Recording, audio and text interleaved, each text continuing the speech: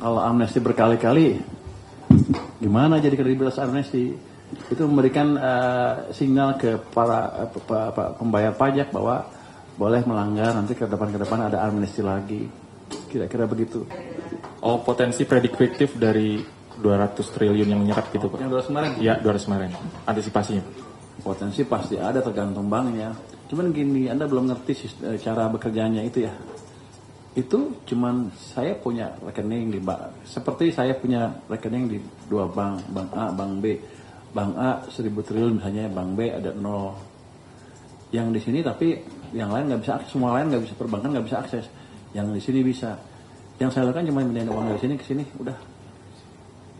Rekening dari BI ke bank, udah.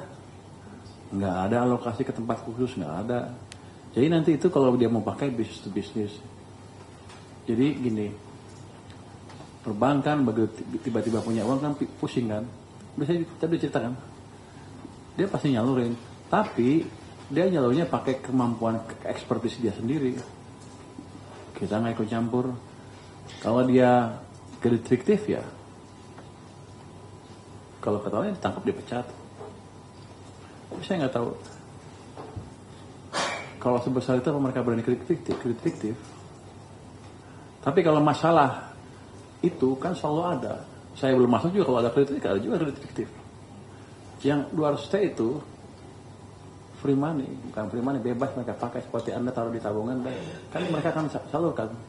Kayak gitu kira-kira, nggak ngikat, nggak apa-apa. Ini saya seperti menjalankan kuasai monetary policy, jadi monetary policy semu, bukan sebenarnya harusnya nggak boleh, tapi kita jalankan seperti itu.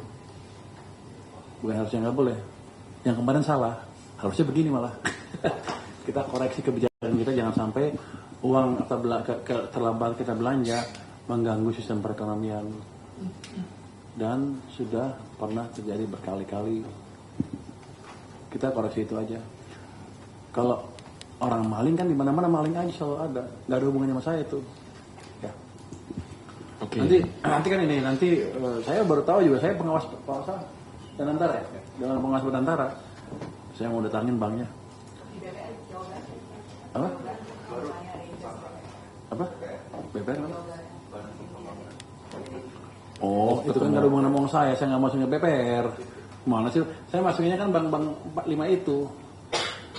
Kalau di BPR, memang problemnya selalu manajemennya mencuri. Kalau bank itu bukan karena ekonomi jelek, mereka manajemennya mencuri segala macam itu. Saya kan dari di LPS sebelumnya, dari sekian puluh bank yang jatuh ya itu. Tapi yang saya kejar adalah waktu di LPS ya, saya akan kejar sampai bupati, sampai pemdanya untuk masuk penjara kalau bisa. Jadi mereka nggak bisa lari lagi. Itu. Kalau Anda hubungannya ke sana. Silakan Mbak. Kenal Pak, saya Zahwa dari sini. Ya, saya mau tanya terkait ini Pak. Anak buahnya Pak Syed ini. Ya, betul. Lu nanya macam-macam, gue bilang bos lu. Aman Pak, Zahwa baik kok Pak, baik hati banget Pak.